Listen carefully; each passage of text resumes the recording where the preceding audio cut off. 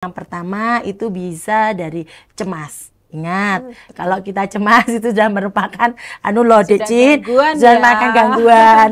Jangan biasa cemas enggak. Cemas juga sih, kadang-kadang cemasnya gini, aduh ini waktunya gajian uangnya habis. Ada masalah malah ceritanya di sosmed. Iya betul Terus sekali. baca komenan-komenan tambah pusing. Stres lah itu yang itu tadi.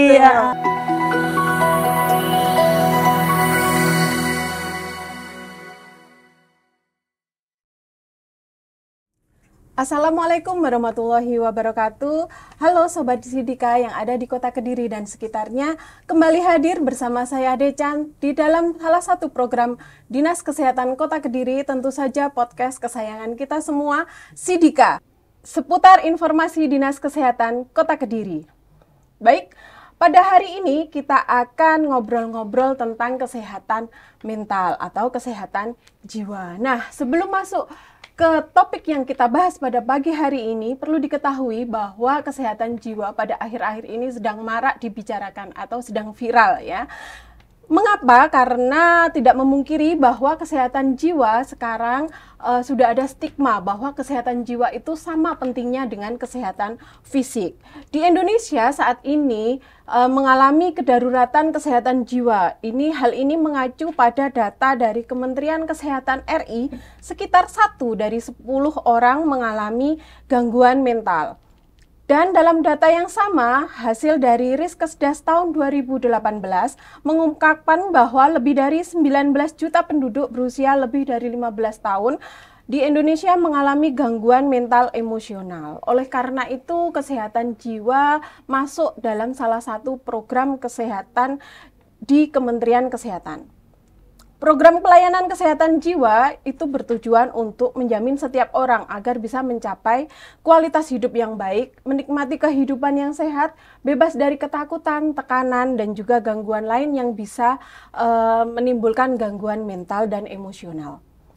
Baik, untuk berkenalan dengan pelayanan kesehatan jiwa yang ada di Kota Kediri dan sekitarnya, kali ini Sidika kedatangan tamu yang sangat istimewa sekali.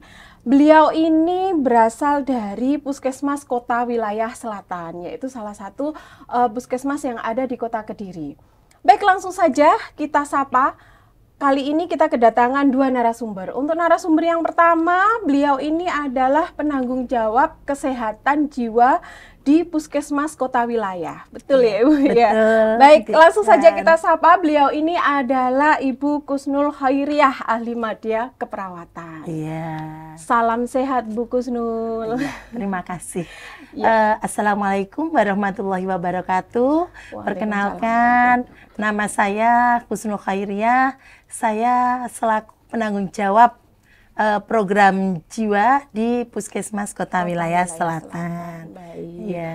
Kita panggilnya apa ini? Kan panggilnya Kak aja ya. Iya. Biar lebih awet muda ya. Betul. Siapa sih yang melot? Iya. Usia boleh tua, yang penting yang semangat tetap muda. Baik, siap. Dan narasumber kita yang kedua ini juga berasal dari Puskesmas Kota Wilayah Selatan. Beliau ini adalah penanggung jawab program penyakit tidak menular. Baik, langsung saja kita sapa. Beliau ini adalah Ibu Reni Kusuma Dewi, ahli madya keperawatan. Bagaimana Bu Reni keadaannya pada pagi hari ini? Alhamdulillah. Baik, silakan disapa dulu ini sahabat Sidika yang ada di Kota Kediri dan sekitarnya. Monggo. Assalamualaikum warahmatullahi wabarakatuh. Sahabat Sidika. Perkenalkan, saya Reni Kusuma Dewi, pemegang program PTM di Puskesmas Kota Wilayah Selatan. Kota Wilayah Selatan, baik. Sebelumnya saya ucapkan terima kasih banyak ya kepada Kak Reni dan Kak Kusnul, betul ya Kak Kusnul, sudah menyempatkan waktunya untuk hadir di Sidika. Karena seperti yang kita ketahui ya, bahwa pelayanan di Puskesmas pasti ini jam-jamnya rame. Baik, pasti juga banyak sekali kegiatannya. Baik, pada pagi hari ini kita akan membahas tentang kesehatan jiwa. Karena kan sekarang ini sedang marak ya. Karena apalagi sekarang ini zaman-zamannya informasi itu semakin bebas, gampang diakses, gampang di-download, dan sudah mencapai semua kalangan usia ya, bahkan mulai dari anak kecil sampai dewasa, bahkan sampai lansia pun bisa untuk mengakses. Nah, tetapi selain itu, selain gampang mengakses, banyak juga orang yang masih abai atau masih ya kalau ada apa masih informasi masih acuh tak acuh. Dan juga terutama tentang informasi tentang kesehatan jiwa. Ini sekarang di sosial media itu kan banyak sekali, apalagi artis-artis ya. Artis-artis itu kan selalu, oh saya mengidap ini, why not? Kenapa enggak? Saya mengidap ini jadi artis. Kemudian akhirnya sebagai panutan anak-anak muda ya, akhirnya dia mencari-cari, oh terus lihat-lihat di sosmed, oh ini kok gejalanya kok kayak saya.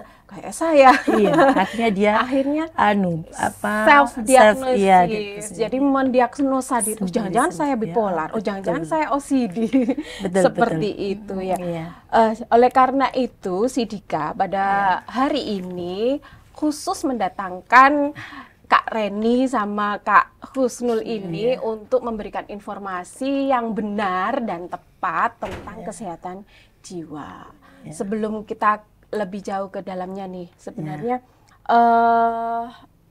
kenapa sih kesehatan jiwa itu harus dipahami di era-era seperti ini?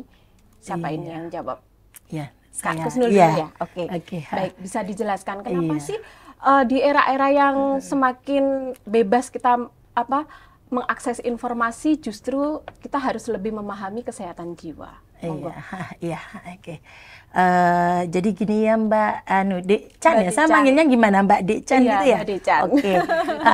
Gini Mbak Dek Chan ya, sebenarnya juga syukur sekali ya kalau zaman sekarang ini kita sudah banyak tentang informasi-informasi dan sosmed gitu ya.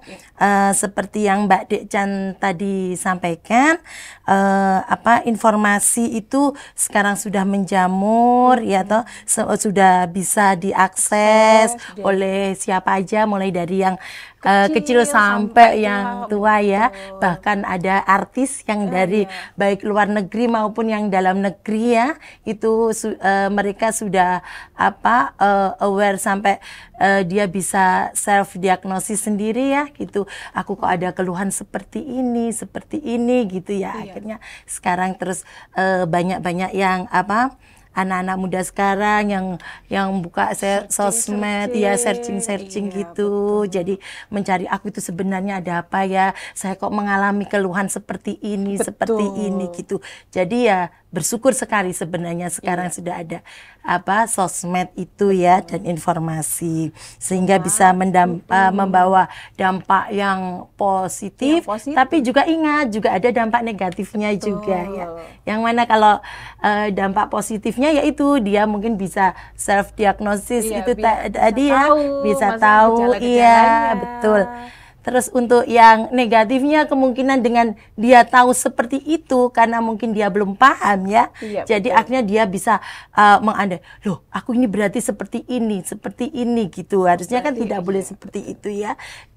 Memang lebih baik kalau ada keluhan atau apa langsung aja datang ke fasilitas kesehatan.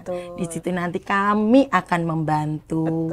Karena tidak semua informasi yang ada di sosmed itu betul sekali Mbak Decan. Betul kan, tidak ada penyaringnya kalau di sosmed itu kan. Jadi takutnya nanti sudah searching dia mendalami ternyata hoax. Betul. Itu kan nanti jadi kasihan. Jadi lebih baik ke fasilitas kesehatan yang penting ya untuk sahabat Sidika, kalau ada keluhan apa, ayo segera ke fasilitas kesehatan. Betul, apalagi sekarang di puskesmas sudah bisa bisa di puskesmas sudah bisa. Ketemu Kak dengan Husnul. saya. Kalau ketemu sama Kak Husnul rasanya langsung hilang ya. Kecemasan gitu langsung lupa. Makanya saya harus selalu tersenyum. Betul. Bagaimana dengan berbagai macam pasien itu ya. dengan sendiri, jadi kita harus betul sekali. Gitu, Baik. Terus ya. itu tadi ya, jadi memang dengan mudahnya akses informasi banyak juga nilai positif tapi juga ada negatifnya karena tidak semua yang di sosmed itu bisa dipertanggungjawabkan. Betul sekali. Oke, kalau Mbak gitu kita Decan. langsung masuk sih ke kesehatan jiwa. Sebenarnya yang dimaksud dengan kesehatan jiwa itu sendiri apa sih? Oh ya, jadi gini ya, kesehatan jiwa itu sangat kompleks sekali sebenarnya. Yang namanya jiwa ya, jadi di mana di situ ada gangguan ya Mbak, namanya ada gangguan dari berbagai masalah ya, dan gejala yang seringkali menyebabkan perubahan yang signifikan. Dan perubahan signifikan itu bisa dalam berpikir dan juga dalam itu berperilaku, kesehariannya itu akan sangat berpengaruh sekali kalau orang ada masalah dengan kejiwaan seperti itu. Jadi bukan hanya di dalam pemikirannya aja, tapi dia nanti akan berpengaruh dengan perilaku sehari-harinya. Jadi pasti itu nanti akan kelihatan perubahan yang signifikan dari yang mulai dia sebelumnya mungkin rajin sholat, rajin ibadah, terus dengan adanya masalah kejiwaan dia akan bisa mungkin sedikit tidak seperti biasanya. Biasanya males, betul. Biasanya mungkin bekerja semangat, jadi tidak semangat. Mau berangkat bekerja aja sudah. Berarti harus. Akhirnya nanti produktivitas menurun. Iya betul. Itu, ya. Jadi harus hati-hati dan harus benar-benar memahami betul.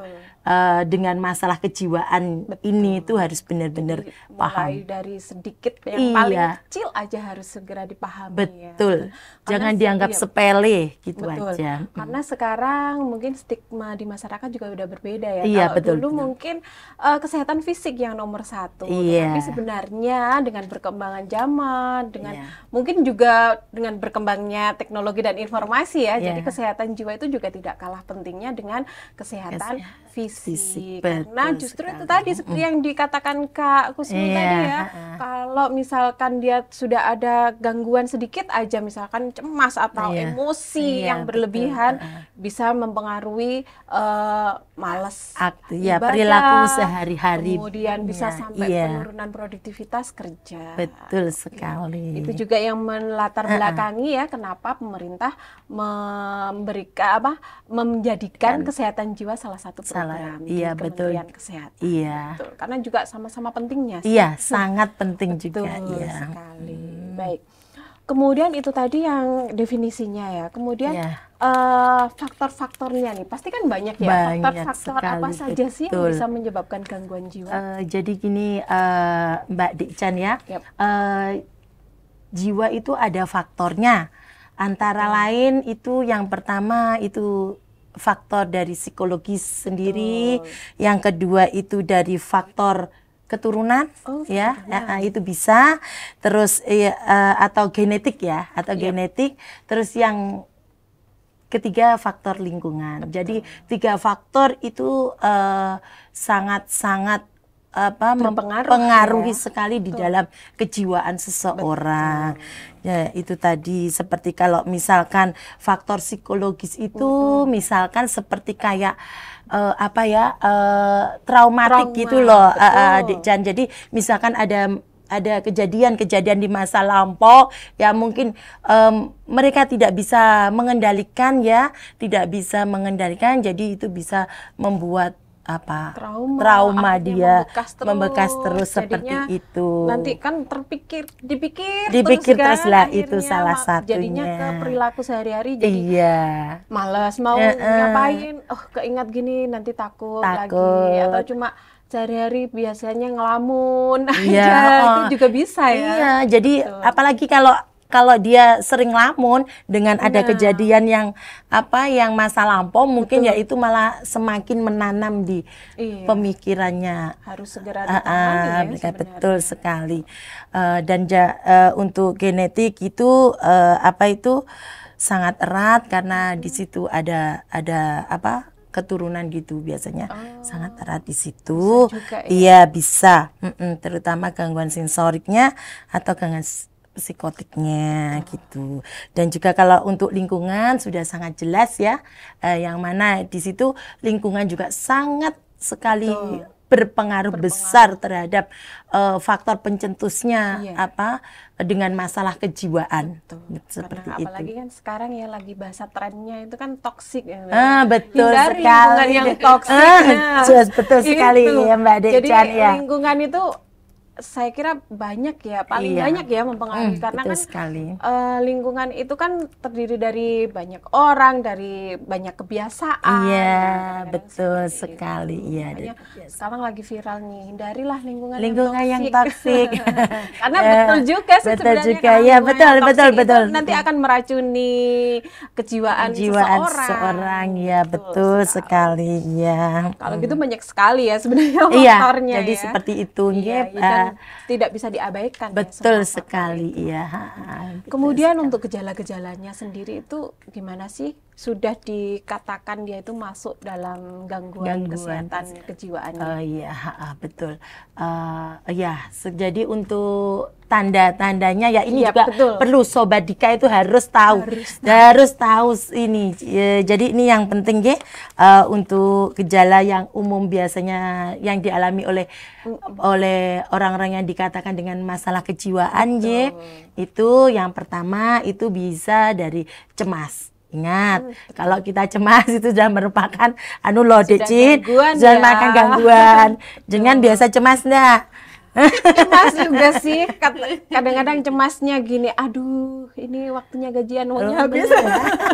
Sama berarti ya. Cemas juga. Kita juga ya, tapi tergantung bagaimana kita mengontrolnya ya, betul. Mungkin kalau cemas yang berlebihan ya. Iya, betul, terus sulit fokus itu ya, sulit konsentrasi, terus mudah emosi. Jadi hati-hati untuk Sobat Dika, kalau emosi tolong dikontrol, jangan sampai berlebihan. Ya, seperti itu. Terus suka teriak. Terus itu sudah mulai agak harus segera ditangani kalau saya gitu. Terus halusinasi, halusinasi. Terus berikutnya menarik diri dari lingkungan. Itu sudah bisa masuk, ya. Betul. Jadi mungkin yang biasanya ikut-ikut kegiatan di luar, tiba-tiba dia tidak mau itu harus harus waspada, ya. Itu mungkin bisa untuk diri kita sendiri atau untuk keluarga dan lingkungan di sekitar kita, Jan. Terus di situ mungkin hilang semangat dan minatnya. Iya, mungkin dari dia yang biasanya semangat, terus tiba-tiba dia kayak down. Nah, itu harus kita gali kenapa kok bisa seperti itu. Jadi banyak sekali. Banyak sekali. Jadi nanti kalau ada yang misalkan mengalami hal-hal yang seperti itu, monggo bisa ke fasilitas kesehatan. Yang penting itu kayaknya masalah tidur, istirahat. Oh betul, iya betul juga sekali. Termasuk kan? Termasuk, iya berani ya. Jadi kalau untuk juga itu gangguan tidur ya. Jadi tidur itu harus benar-benar yang berkualitas. Jadi bukan berarti harus tidurnya lama, tidak, ya. Jadi harus benar-benar yang berkualitas itu benar-benar kita harus ada waktu untuk istirahat.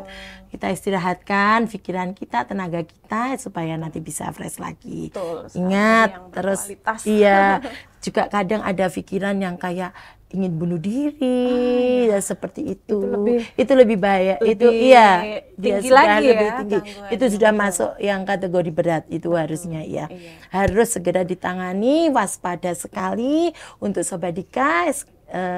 Tak bosannya saya ingatkan untuk Sobat Dika dan juga untuk keluarga ya, mungkin lihat lingkungan di sekitar kita. Ya, jadi kita agak harus peduli dengan lingkungan sekitar. Karena biasanya sih yang pertama kali dirasakan itu pasti sulit tidur. Iya betul. Karena kan pasti kepikiran, kayak nggak memungkiri ya kita semua kayak saya misalkan kan di rumah kan mau tidur itu pasti kan kepikiran hari ini ngapain aja. Betul, kalau sudah sulit tidur Iya. sampai yang memang nggak bisa tidur, bisa itu tidur. berarti sudah ada gangguan. Iya, betul sekali. Jadi harus Iya. waspada nih. Iya, betul. Tapi Iya. yang dijelaskan Kak Kusnul tadi bukan jika sudah salah satu berarti Harus bukan gitu. kan, Paling iya. enggak kan ada beberapa yang iya. disebutkan tadi seperti Betul, itu ya. iya.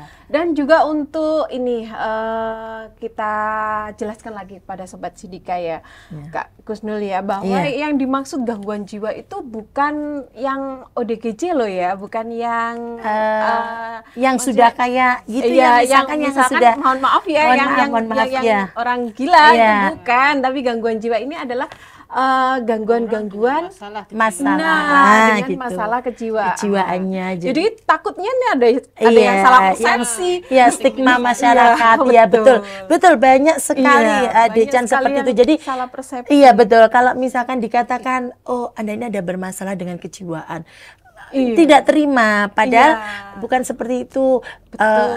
Gejala awal yang saya sampaikan tadi itu akan bisa memicu ke yang lebih berat, seperti akhirnya bisa seperti yang mohon maaf yang sampai apa sampai lah. ya gitu sampai stres yang sampai jalan sudah, sendiri, ngobrol sendiri lah seperti itu. Tapi bukan berarti semua mengarah ke sana. Bukan. Jadi iya seperti itu. Jadi memang ada ringan, sedang dan berat seperti itu. Nah, oke, untuk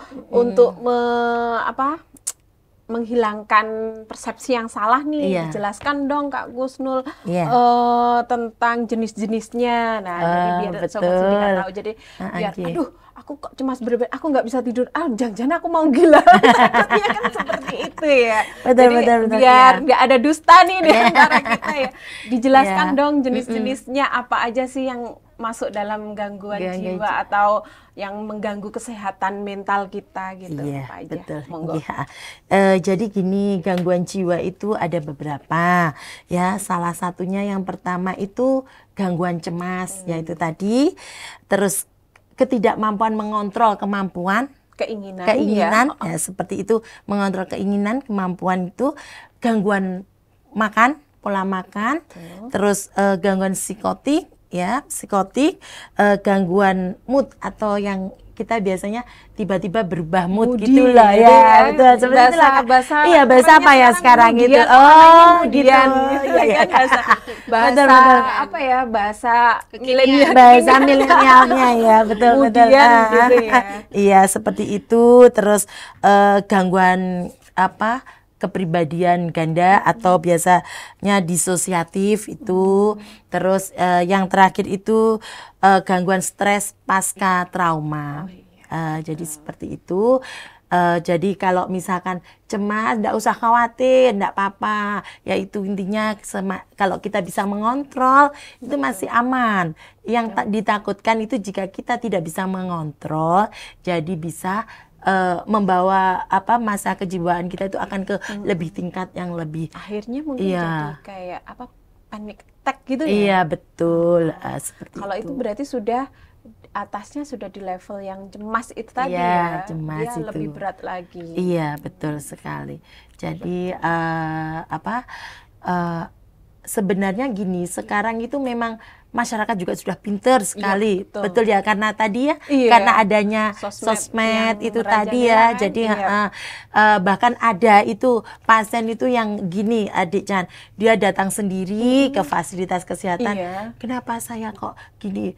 Oh ya, cemas itu kadang bukan masalah, kadang mereka ada suatu penyakit. Misalkan ada penyakit kronis gitu ya, seperti misalkan diabetes atau hipertensi yang harus dia harus misalkan harus pengobatan yang terus ya, yang jangka panjang gitu ya, Bu Deni ya, seperti itu. Iya betul. Bu Deni mungkin juga sering ketemu ya Bu Deni ya, di PTM ya Bu Deni, pasien seperti itu. Jadi jadi beliaunya itu sudah bisa mengontrol ya, jadi tapi ada was-wasnya yang lebih lebih cemas lagi, akhirnya datang ke fasilitas kesehatan, menyampaikan seperti ini, terus akhirnya bisa kalau sudah sharing, sudah cerita ke fasilitas kesehatan dan nanti di situ ketemu dengan yang ahlinya, insya Allah nanti bisa tertangani, ada solusinya, jadi tidak sampai ke yang lebih berat. Betul. Seperti Jangan itu. nanti ada masalah malah ceritanya di sosmed. Iya, betul Terus sekali. baca komenan-komenan tambah pusing. Stres. Lah itu yang itu tadi. Betul. Jadi memang harus ke fasilitas kesehatan nih. Di sini Iya. ada Kak Reni yang siap mendengarkan segala curhatan Kak Sidika. Siap. Dan Siap sekali. tidak hanya mendengarkan aja, tapi Iya. juga pastinya ada solusi Solusi, nih, ada tindakan juga iya, dari betul, kami, biar betul. tidak semakin memperparah keadaan. Iya, betul Betul sekali. sekali, seperti itu ya. Dan- Kemudian ternyata banyak sekali ya, bahkan kita temui sehari-hari, bahkan mungkin dari kita juga merasakan, cuma itu yang masih tarafnya ringan. Ringan, Karena betul. masih bisa dikontrol sendiri, masih cuma kalau misalkan nih Sobat Sidika yang ada di rumah misalkan, aduh aku kok gini, setelah misalkan trauma, setelah mungkin kehilangan salah satu keluarga, itu juga bisa mempengaruhi. Nah, datang aja ke Puskesmas Kota Wilayah Selatan, temui di sini ada Kak Kusnul yang nanti akan siap mendengarkan semua curhat ya, bukan gibah ya. Iya, siap. Atau bahkan Siap gibah dengan juga. senang hati. Betul. Nanti juga pasti akan ada tips-tips, Iya, konseling seperti itu. Jadi biar itu tadi seperti tujuan utamanya biar meningkatkan kualitas kesehatan jiwa. Betul sekali, Dik Chan. Kemudian nih untuk caranya nih, itu tadi kan sudah jenis-jenisnya, kemudian apa aja yang dialami, kemudian cara mengatasi gangguan jiwa tersebut seperti apa ini? Oh ini Kak Rani ya, oke. Untuk mengatasi gangguan jiwa di puskesmas itu banyak sekali ya Mbak ya. Yang pertama itu kita bisa melakukan terapi psikologis, itu menggali perasaan pasien, pikirannya seperti apa, kita mengadakan konseling, ya. Kemudian bisa meditasi, melatih pernafasan, iya. Tuh kan diajari juga. Iya, Misalnya kan marah-marah kita udah bisa menenangkan diri. Nah, tarik nafas panjang untuk melakukan meditasi. Kemudian bisa olahraga yang teratur. Kemudian ngatur pola makan. Terus menghindari kebiasaan buruk. Untuk yang tadi disebutkan Bu Kusnul tadi, tidur malam itu ya harus berkualitas. Ya, berkualitas ya, bukan banyak. Bukan yang panjang tidurnya, tapi tidurnya Justru berkualitas. Kalau yang tidurnya terlalu lama itu juga salah satu gangguan itu.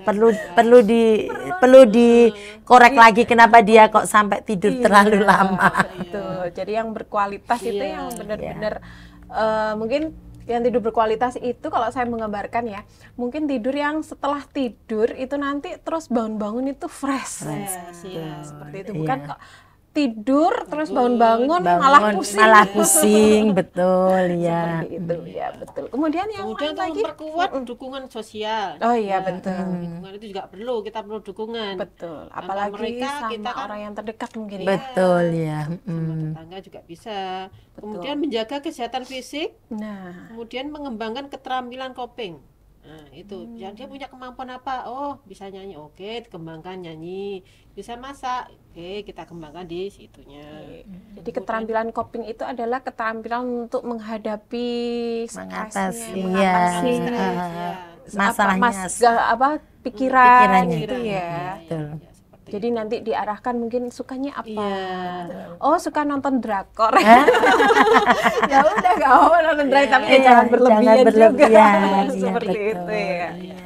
Oh, bagus. Jadi kan kalau kita datang di tempat yang tepat, pastinya juga akan diagnosanya juga tepat. Jadi nggak menduga-duga seperti aduh, saya kayaknya ini. Oh, saya kayaknya dapat ini deh. Oh, saya ini bipolar, saya ini OCD. Nah, di sini ada Kak Reni sama Kak Kusnul yang siap membantu. Jadi biar tepat lah nanti. Oh, ternyata gangguannya masuk yang ini. Masuk ini, Kemudian betul. apa sih yang harus dilakukan? Iya. Gitu. Jadi kan bisa menggali juga kan Iya, kesukaannya betul. apa, seperti itu. Baik. Jadi itulah pentingnya kita harus benar-benar mencermati informasi yang benar. Yang benar. Betul. Itu tadi kan tentang kesehatan jiwa ya dan Iya. gangguan jiwa serta untuk cara mengatasinya. Nah, untuk di Puskesmas Kota Wilayah Selatan sendiri nih, bagaimana pelayanan kesehatan jiwa di sana? Pelayanan di sana itu ada screening ya, screen kesehatan jiwa. Oh, screening. Itu ada 2, Iya. SRQ dan SDQ. Untuk SRQ nanti untuk 15 tahun ke atas, yang SDQ-nya nanti untuk 11 sampai 18. Oh, berdasarkan usia. Ya? Usia, berdasarkan betul. usia. Iya. Untuk SRQ-nya nanti kan ada 20 pertanyaan ya. Misalkan nanti ada jawaban iya lebih dari 6, itu kan sudah mengalami gangguan, jadi gangguan. gitu. Nanti Iya. bisa dikonsultasikan ke WJ jiwa. Oke. Jadi untuk misalkan ada pasien yang datang dengan kecemasan atau apa, Kecemasan, pasti iya, di di screening Screening dulu, Screening betul. dulu, Jadi iya. dari screening itu ada beberapa pertanyaan, ada sekitar 20. Nanti kita tanyakan kalau ada 6 ya Breni ya. Lebih dari 6. Lebih dari 6 itu sudah masuk. Maksudnya sudah perlu penanganan ya. Entah itu penanganannya nanti konseling, Konseling atau mungkin bahkan mungkin sampai dengan terapi. terapi mungkin. ya, betul, Soalnya selain betul. screening kan kita di pelayanan itu ada kegiatan apa? Posyandu jiwa Oh, sama iya. kunjungan jiwa. Kalau Iya. perlu pasien dengan diagnosa gangguan jiwa, kita terpaksa merujuk pasien ke rumah Merujuk sakit. Nah, Kemudian Itu. selain screening, konseling, Konseling, apalagi dirujuk, ada? rujukan Oh, juga. rujukan. ya, jika Oh, jika iya. tidak bisa Tangani. ditangani di puskesmas dan butuh penanganan lebih lanjut, itu nanti akan kami rujuk. Sama posyandu jiwa kita sudah Oh iya, ada posyandu posyandu jiwa. Ya, alhamdulillah. Kita Kota sudah Selatan, kerjakan. Puskesmas Kota Selatan sudah ada posyandu jiwanya, Deca. iya. Itu Jadinya lebih iya. lebih menjangkau lagi ya. Iya, Jadi betul. mungkin ada yang males nih atau takut ya ke puskesmas, takut, mungkin bisa ke datang. posyandu Iya. jiwa. Pasiennya juga Sama. happy di Di sana. sana Kan banyak ada kegiatan ya Bu Iya, Dani ya di sana. betul. Banyak sekali Iya kan kadang kegiatan. ada yang, aduh aku ke puskesmas malu. Nah, kadang kan Iya, seperti itu ya, betul. nanti banyak orang bisa ke posyandu jiwa. Posyandu jiwa. Tetap sama pelayanannya ya. Iya, tetap sama. Nanti di sana juga ada pemeriksaan. screening Terus itu tadi, iya melatih nanti keterampilan. melatih keterampilan itu, Dek Jan. Jadi di sana nanti ada kayak apa? Melatih keterampilan, ada yang menyanyi tadi ya, mungkin ya Bu Reni. Ada Terus kemampuan buat keset, buat ya, ada pasien yang seperti itu sudah pinter, sudah baik kondisinya ya Bu Reni ya. Dia bisa karya melatih. seninya di sana. Jadi justru nanti orang yang datang Iya. dengan masalah kesehatan jiwa ya, bukan gangguan jiwa, nanti Iya. takutnya salah persepsi. Dengan ada masalah di kesehatan jiwa, Iya. pulang-pulang nanti malah justru meningkatkan produktivitas. Iya. Karena mungkin itu tadi ya, hobi Iya. bisa digunakan untuk Bisa dikembangkan dikembangkan. lagi. Iya, Nanti ada Kak Reni sama Kak Husnul. Iya. Nah, tadi kan sudah ada posyandu jiwa juga nih di Kota Wilayah Selatan. Saya mau tanya nih, sudah ada pasiennya kah? Kalau di puskesmas lumayan ya, Lumayan, iya. bingung ini mau bersyukur atau, tapi harusnya bersyukur ya. Jadi masyarakat banyak itu kan ditemukan. iya Iya. semakin aware, semakin Iya, betul. Dengan kesehatan jiwa mereka itu berarti semakin peduli lagi lah iya. gitu ya. Heeh. Iya. Udah ada ya pasiennya. Banyak. Yang di Ngeronggo itu sekitar 26, di Rejomulyo 12, di Manis Renggo 11, Kaliambo 9. Ada ya. Nah, dari luar wilayah juga 2 orang. Jadi sekitar 60-an. Iya. Pasien, iya. Lumayan, iya. Gangguan jiwa. Berarti justru kita harus memberi apresiasi ya kepada mereka. Jadi karena mereka mau terbuka Iya. dan tidak apa namanya menduga-duga, kemudian menerapi dirinya Iya, sendiri. betul. Jadi seperti ini kan mereka justru bisa menjadi potensi yang untuk Iya. dikembangkan seperti Betul. itu. Baik. Iya. Kemudian dalam pelaksanaan pelayanan kesehatan jiwa ini yang terlibat siapa aja kalau di puskesmas? Yang terlibat ada TRC, Iya. jadi sama kader. Kader ada jiwa. kader. Oh, ada. Iya. Ya, Itu tugasnya bisa dijelaskan tugasnya. tugasnya Maksudnya TRI kalau masing-masing. mungkin Kak Reni Iya. sama Kak Kun kan sudah jelas ya di Iya. puskesmas. Nah, untuk yang TRC sama kadernya ini pastinya kan ada tugasnya juga. Iya, Bisa iya, dijelaskan ini tugasnya Ya, apa aja? TRC itu bisa melaporkan penemuan kasus baru. Misalkan ada warga baru menderita gangguan atau masalah, itu biasa melapor, koordinasi dengan PJ Jiwa sama PJ Wilayah. Wilayah. Oh, Gitu. gitu. TRC itu kan tim reaksi cepat. Oh, tim Ah, reaksi iya. cepat. Jadi perpanjang tanganannya dari Bu Husnul ya? bukan dari Dinsos. Oh, Gitu, dari iya. Dinsos. Oh, jadi Iya. sudah lintas sektor Lintas ya, sektor sudah bekerja sama ya. ya, dan Oh, kerja sama. seperti itu. Iya. Terus dia juga membantu kunjungan jiwa, Oh, mendampingi. kita dalam kunjungan jiwa. Iya. Terus dia juga ikut men-screening kesehatan jiwa di masyarakat juga. Mungkin tetangganya. Iya, Iya. gitu. Oke. Kemudian kalau untuk kadernya, kalau kader ini berarti dia dari Dari kader Joyoboyo, Joyoboyo. kader Joyoboyo, yang mana tupoksinya di situ ada yang sebagai kader jiwa. Di setiap wilayah, kebetulan kan Puskesmas Kota Selatan ada 4 wilayah, Ngronggo, Manisenggo, Rejomulyo, sama Kaliombo. Jadi di setiap wilayah ini kami mempunyai kader jiwa yang hebat. Semuanya hebat-hebat, TRC-nya juga hebat, semuanya gercep sekali. Jadi kalau ada masalah dengan lingkungan sekitar ya Bu Reni, mereka langsung lapor dulu ke PJ wilayah, yang mana di wilayah itu ada bidan dan ada perawat. Jadi mereka bisa melaporkan, terus nanti dari PJ wilayah akan dilaporkan ke PJ program. Seperti itu, ya. untuk pelayanannya sudah mencapai di lini yang Iya, terbawah ya. alhamdulillah. Ya, Oke. seperti itu. Baik, itu tadi ya perbincangan kita. Ternyata seru juga ya. Iya. Dan banyak juga yang kita dapatkan ya pada hari ini ya, bahwa ternyata kesehatan jiwa, kesehatan mental itu sama pentingnya dengan kesehatan Fisik, betul dan sekali. juga mereka kesehatan fisik dan jiwa ini selalu bersinergi. Jadi Iya. alangkah baiknya kalau kita harus bisa menjaga kedua-duanya. Betul Seperti sekali, itu. Mbak Dejan, Baik. itu harus. Saya rasa sudah cukup ya untuk hari ini. Terima kasih kepada Kak Kusnul, Iya, terima kasih Kak sama-sama. Reni. Dan juga jangan bosan-bosan ya, nanti kalau misalkan si Dika mengundang lagi nih untuk bahas yang lebih lanjut lagi. Iya, siap.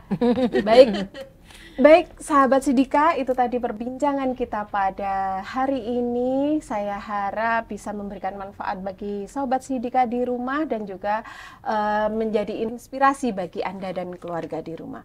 Baik, sebelum kita undur diri, kita salam germas dulu ya. Oke, Baik, iya. salam germas. Sehat, bugar, produktif, ceria. Baik, saya Decan mohon undur diri dan sampai jumpa di lain waktu. Wassalamualaikum warahmatullahi wabarakatuh. Waalaikumsalam warahmatullahi wabarakatuh.